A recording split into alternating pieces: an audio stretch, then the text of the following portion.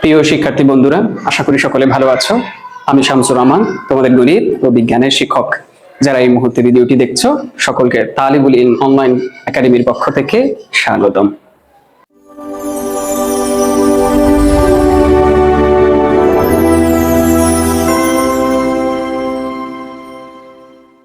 আজকে আমি রসায়নের দ্বিতীয় অধ্যায়ের উপরে ক্লাস নিব তোমাদের।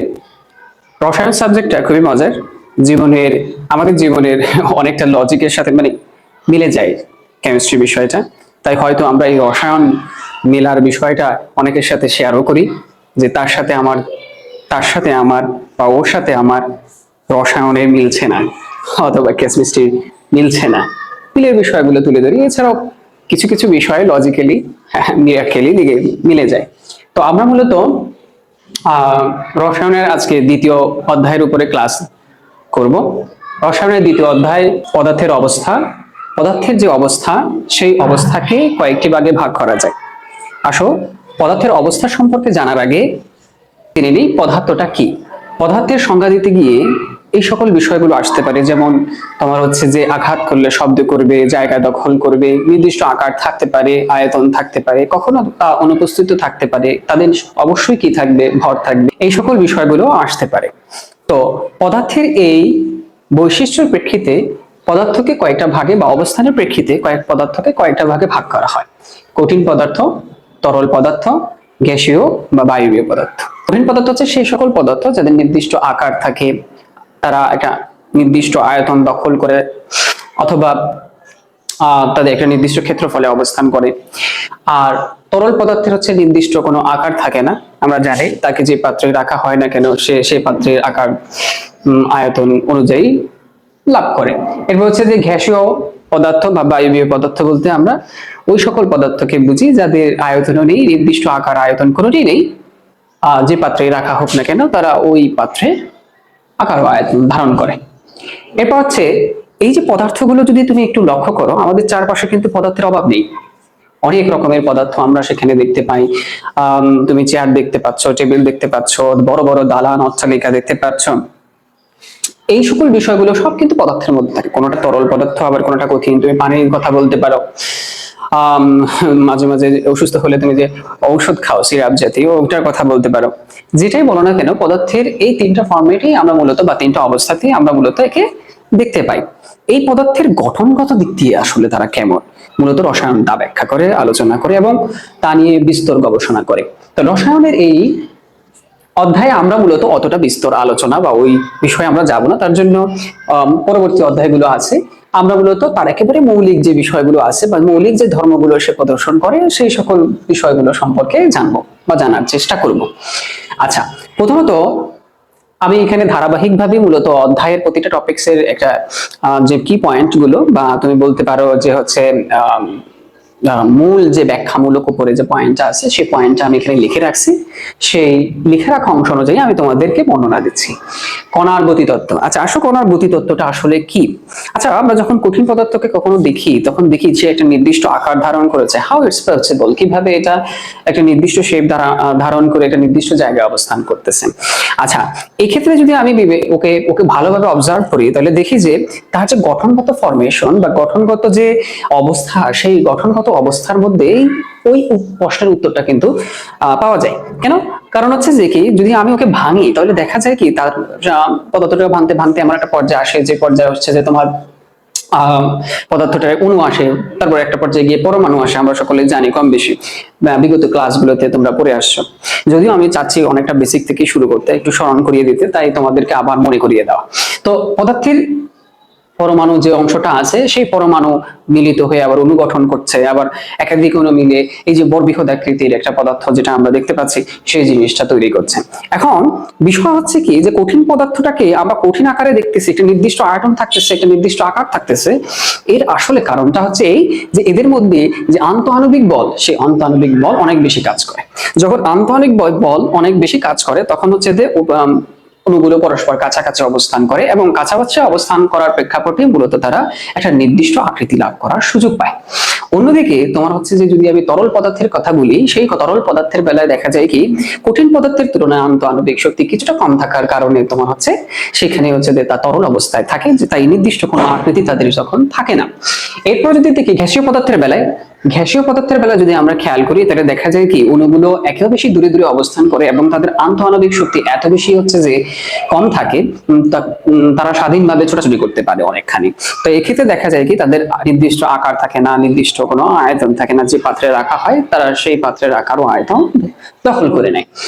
এই হচ্ছে আমাদের পদার্থের তিনটা অবস্থা এবং তার বৈশিষ্ট্য। এখন গতিতত্ত্ব ব্যাখ্যা করতে গেলে মূলত আমি এই তিনটার কথা বলেছি, কারণ হচ্ছে যে আমি বললাম যে কঠিন পদার্থের বেলায় আন্তঃআণবিক শক্তি অনেক বেশি থাকে। আচ্ছা একটা তুমি ভেবে নাও, কেউ তোমাকে কেউ একজন তোমাকে হাত ধরে রেখেছে, তো হাত যখন ধরে রাখে একটা নির্দিষ্ট ফোর্সে তোমাকে ধরে রাখছে, তুমি কি করতে পারো তোমার বডিটাকে এভাবে ধরে রাখছে সামওয়ান, তো তুমি কি করতে পারো বডিটাকে এভাবে মুভ করাতে পারো, এভাবে মুভ করাতে পারো।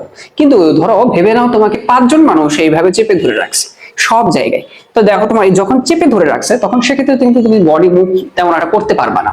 তার মানে আমি বুঝাতে চাচ্ছি যে যখন আন্তঃআণবিক শক্তি প্রবল থাকে অণুগুলোর মধ্যে, তখন সেক্ষেত্রে দেখা যায় কি যে সেই অণুটা তেমন একটা মুভ করতে পারে না। যখন মুভ করতে পারে না তার মানে ওই অণুর গতি শক্তি বা কণা, ওই কণাটার গতি কি হবে, স্বাভাবিকভাবে কম হবে।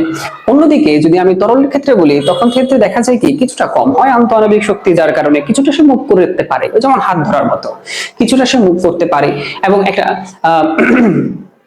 এবং একটা তোমার হচ্ছে যে লিকুইড ফর্ম ক্রিয়েট করতে পারে। আবার অন্যদিকে হচ্ছে যে গ্যাসীয় পদার্থের বেলা যদি আমি দেখি তাহলে সেক্ষেত্রে দেখা যায় কি তোমার হচ্ছে সেটা হচ্ছে তোমার কোনো আন্তঃআণবিক শক্তি থাকে না। যেমন তরলের বেলায় তোমার হচ্ছে যে ছিল সামান্য পরিমাণে ছিল, কাছাকাছি ছিল, গ্যাসীয় পদার্থের একেবারেই থাকে না। যখন একেবারেই থাকে না তাদের মধ্যে তেমন আকর্ষণ বল, তখন কি হয় তোমার হচ্ছে যে তারা মুক্তভাবে ছোটাছুটি করা শুরু করে, তার মানে তাদের যে কণা আছে সেই কণাগুলোর গতিশক্তি অনেক বেশি থাকে। এই যে তোমার কঠিন পদার্থের তেমন গতি থাকে না, তরল পদার্থে আন্তঃআণবিক শক্তির কারণে সামান্য পরিমাণে সে নড়াচড়া করতে পারে কণাগুলো, মানে গতি অল্প পরিমাণে থাকে। এবং গ্যাসীয় পদার্থগুলো যে তোমার হচ্ছে যে তোমার অনবরত যেখানে খুশি সেখানে মুক্তভাবে চলাচল করতে পারে। তোমার হচ্ছে যে এই যে বৈশিষ্ট্যটা, এই বৈশিষ্ট্যটাকেই তোমার হচ্ছে কণার গতিতত্ত্ব বলা হয়। খুবই সিম্পল জিনিস, অর্থাৎ গতি মানে চলা, তার মানে যখন সে চলতে পারতেছে তার গতি আছে, যখন সে চলতে পারছে না তখন গতি নেই। সিম্পল কথা। এবার আসো ব্যাপন বিষয়টা আসে আমরা। ব্যাপন হচ্ছে কি, এই যে আমরা গতি পড়লাম যে কণাগুলো তোমার হচ্ছে একটা নির্দিষ্ট গতি আছে চলাচল করতে পারে, তো এক্ষেত্রে দেখা যাচ্ছে ব্যাপনের বেলা এটা হয় কি, ব্যাপনের বেলা হয় কি যে কঠিন তরল এবং এই গ্যাসীয় মাধ্যমে যখন একটা কোনো কণা তোমার হচ্ছে যে স্বতঃস্ফূর্তভাবে তোমার হচ্ছে অর্থাৎ আপনা আপনি অর্থাৎ এক্সটার্নাল কোনো তোমার এনার্জি না দিয়েই অর্থাৎ কোনো ফোর্স ক্রিয়েট না করেই সে অনবরত এক জায়গা থেকে অন্য জায়গায় ছড়িয়ে পড়ছে। তো এই যে ছড়িয়ে পড়াটা, এই ছড়িয়ে পড়াটাকেই বলা হয়ে থাকে ব্যাপন। স্বাভাবিকভাবে হবে, একেবারে স্বতঃস্ফূর্তভাবে। আচ্ছা এবার আসলে নিঃসরণ জিনিসটা কি। নিঃসরণ জিনিসটা আমি দুইটারই উদাহরণ দিব। নিঃসরণ জিনিসটা বলে নিই আগে। নিঃসরণ জিনিসটা হচ্ছে যে তোমার যে কোনো একটি আবদ্ধ একটা ক্ষেত্র, সেই আবদ্ধ ক্ষেত্র থেকে তুমি হচ্ছে সজোরে কি করলো তোমার হচ্ছে যে সজোরে তোমার হচ্ছে যে একটা ছোট ছিদ্র পথ দিয়ে গ্যাসগুলো বের হলো, তখন এইটাকে বলা হয় তোমার হচ্ছে নিঃসরণ। খুবই অল্প সরু ছিদ্র পথ দিয়ে তোমার হচ্ছে যে গ্যাসগুলো কি করবে, বের হবে। এই বৈশিষ্ট্যকে আমরা বা এই প্রক্রিয়াটাকে আমরা বলবো কি নিঃসরণ। আচ্ছা তাহলে নিঃসরণ, ব্যাপন ও নিঃসরণের বিষয়ে একটা সিম্পল উদাহরণ হতে পারে, তোমরা সবাই কম বেশি পারফিউম ইউজ করো, তো পারফিউম ইউজ করলে পারফিউমের বোতল দিয়ে যে ছোট ছিদ্র পথ দিয়ে যখন হচ্ছে যে পারফিউমটা বের হয়, এই প্রক্রিয়াটা কিন্তু নিঃসরণ। আর যে পারফিউমটা তোমার রুমে তুমি যখন পারফিউম বডি স্প্রে করতেছো, মজার বিষয় হচ্ছে যে তুমি লুকায় কি করছো, একটা পারফিউম কিনছো, বাসায় কাউকে বলবা না, তো কি করলা, লুকায় রাখলা, একবার জাস্ট ট্রাই করলা যে হচ্ছে যে একটা পারফিউম একটু মেরে দেখি আনছি যেহেতু, আর দেখা গেছে কি পুরো ঘর সেটা জেনে গেছে যে এখানে পারফিউম মারা হয়েছে, তো তোমাকে জিজ্ঞেস করছে পারফিউম কোথায় পেলে। তো জিনিস হচ্ছে যে কি, যে ব্যাপনের মাধ্যমে তুমি লুকায় রাখলেও ব্যাপনের মাধ্যমে সেটা কি হচ্ছে, গ্যাসটা সমস্ত বাসায় ছড়িয়ে যাচ্ছে। তাহলে আমরা বুঝতে পারতেছি যে নিঃসরণ হচ্ছে কি সরু ছিদ্রপথ, যে বললাম পারফিউম বোতল থেকে পারফিউম বের হওয়া, এই প্রক্রিয়াটা হচ্ছে যে নিঃসরণ। আর যে সমস্ত ঘরে তোমার না চাইতে ছড়িয়ে গেল, এই প্রক্রিয়াটা হচ্ছে ব্যাপন প্রক্রিয়া। আসো এবার আসো আমাদের পরবর্তী টপিকসে যাই। আচ্ছা তুমি যদি চাও আমি আরো কিছু উদাহরণ দিতে পারি, তোমাদের বইতে দেওয়া আছে, সিলিন্ডারের কথা বলা আছে, এটাও ঠিক সেম, উচ্চ চাপে থাকবে সিলিন্ডার। আমরা জানি হচ্ছে যে এলপিজি গ্যাস যেগুলো থাকে ওগুলো হচ্ছে লিকুইফাইড পেট্রোলিয়াম গ্যাস থাকে। এই লিকুইফাইড পেট্রোলিয়াম যে গ্যাসগুলো আছে সেই গ্যাসগুলো হচ্ছে প্রচন্ড চাপে তরলীভূত অবস্থা মানে তরলীকরণ অবস্থায় থাকে। এরপর হচ্ছে যে যখন হচ্ছে যে সরু ছিদ্র পথ দেখবে তোমরা হয়তো গ্যাসের সিলিন্ডার তোমাদের অনেকে থাকতে পারে, খুবই সরু ছিদ্র পথ দিয়ে গ্যাসগুলো বের হয়ে আসে। তাহলে এই প্রক্রিয়াটাও কিন্তু একই রকমের। এখন গ্যাস যে বের হচ্ছে সেটা কিন্তু নিঃসরণ, কিন্তু গ্যাস যে ছড়িয়ে যাচ্ছে সেটা কিন্তু ব্যাপন, মনে রাখতে হবে। আমাদের পরবর্তী টপিক হচ্ছে গলন ও স্ফুটন। গলন হচ্ছে কি, যখন হচ্ছে যে কোনো একটি পদার্থ একটা নির্দিষ্ট তাপমাত্রায় গলে, এই যে প্রক্রিয়াটা, এই প্রক্রিয়াটাকে বলা হয় গলন। আর যে তাপমাত্রায় এটা গলবে সেটাকে বলা হয় গলনাঙ্ক। অর্থাৎ জিনিসটা হচ্ছে যে কি, যেমন হচ্ছে যে আমরা যদি বলি, যেমন বরফের কথা বলতে পারি, তোমাদের বরফের কথা খুব বেশি আসছে দ্বিতীয় অধ্যায়ে। বরফের কথা বললে তাহলে দেখা যায় কি, বরফের তোমার হচ্ছে 0°C তাপমাত্রায় সে গলে যায়। বরফ 0°C গলে যায় বললেও ভুল হবে, গলা শুরু করে। তাহলে বরফ যে 0°C তাপমাত্রায় গলা শুরু করছে, তাহলে এটা তার হচ্ছে গলন তাপ। তাহলে মানে গলন তাপ মানে গলনাঙ্ক। অন্যদিকে স্ফুটন হচ্ছে কি, যে কোনো একটি পদার্থকে যখন আমি কি করছি, তাপ দিচ্ছি, উত্তপ্ত করছি, তখন দেখা যায় কি সে প্রথমে তরল হলো, এবং তরল হওয়ার পর তারপরে হচ্ছে যে বাষ্প হওয়া শুরু করলো। আমরা ন্যাচারাল এই পদ্ধতিতে একটু আগেই বললাম এই কথাগুলো। তো এইখানে আসলে স্ফুটন জিনিসটা কোনটাকে বলা হয়, যখন একটি তরল সম্পূর্ণ গরম একটা নির্দিষ্ট তাপমাত্রা গেইন করার পরে তার উপরিভাগ থেকে বাষ্প হতে শুরু করে, ওই বাষ্প হওয়ার প্রক্রিয়াটাকে বলা হয় স্ফুটন। আর যে তাপমাত্রায় কোনো একটি তরল পদার্থ বা কঠিন পদার্থ ক্রমান্বয়ে তরল হয়ে এর পরবর্তীতে বাষ্পে পরিণত হয়, সেই তাপমাত্রাকেই বলা হয় স্ফুটনাঙ্ক। আচ্ছা, তাহলে গলনাঙ্ক বুঝলাম, স্ফুটনাঙ্ক সিম্পল কথায়, গলন হচ্ছে গলে যাওয়া, স্ফুটন হচ্ছে বাষ্প হওয়া। যে তাপমাত্রায় হবে গলনাঙ্ক, যে তাপমাত্রায় স্ফুটন হবে স্ফুটনাঙ্ক। বাস, সিম্পল জিনিস। এর পরের অংশ যদি আমরা খেয়াল করি তাহলে দেখতে পাই এখানে আছে লেখচিত্র। তো লেখচিত্রের মধ্যে এখানে আছে বরফ থেকে ধারাবাহিকভাবে কিভাবে, অর্থাৎ কঠিন থেকে ধারাবাহিক কিভাবে বাষ্প হচ্ছে, আবার হচ্ছে যে বাষ্প থেকে শীতলীকরণের মাধ্যমে ক্রমাগত সেটা কঠিন হচ্ছে, সেই সকল দুইটি লেখচিত্র রয়েছে, আমরা এটা বুঝবো। কিন্তু তার আগে একটা ছোট্ট টপিকস আছে, আমরা এটা একটু জেনে নেই, তাহলে অধ্যায়ের মেজরিটি অংশ শেষ হয়ে যাবে। এবার আসো পাতন। পাতন জিনিসটা কি, যে পাতন হচ্ছে যে কোনো একটি তরলকে তুমি কি করলে, উত্তপ্ত করলে বা তাপ দিলে, তাপ দেওয়ার পর সে কি করলো, বাষ্পে পরিণত হলো। এরপর এই বাষ্পটাকে তুমি কি করলে, শীতল করলে, শীতল করে আবার তরলে পরিণত করলে। এই যে প্রক্রিয়াটা, এই প্রক্রিয়াটাকে বলা হয় পাতন। পাতন অ্যাকচুয়ালি কি, পাতন অ্যাকচুয়ালি হচ্ছে প্রথমে বাষ্প করা, অর্থাৎ বাষ্পীভবন, প্লাস পরবর্তীতে সেগুলোকে শীতল করা বা একত্রিত করা, যেটাকে আমরা ঘনীভবন হিসেবে জানি। তাহলে বাষ্পীভবন প্লাস ঘনীভবন হচ্ছে পাতন। এরপর আসো ঊর্ধ্বপাতন। ঊর্ধ্বপাতন জিনিসটা কি, ঊর্ধ্বপাতন হচ্ছে দেখা যায় কি, কিছু কিছু পদার্থ কঠিন অবস্থায় থাকলেও দেখা যায় কি ওই পদার্থগুলো তোমার হচ্ছে যে কঠিন অবস্থা থেকে সরাসরি মানে তাপ দিলে সরাসরি সে কি করে, বাষ্পে পরিণত হয়।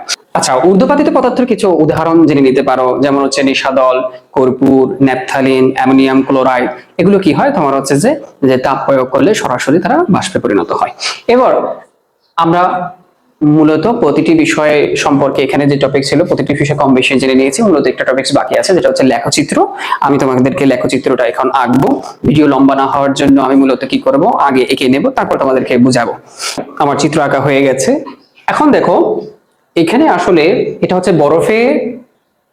বরফ থেকে কি করে, কঠিন পদার্থ থেকে তোমার হচ্ছে যে জলীয় বাষ্পে পরিণত হচ্ছে, অর্থাৎ বরফ কিভাবে জলীয় বাষ্পতে রূপান্তরিত হচ্ছে তা লেখচিত্র।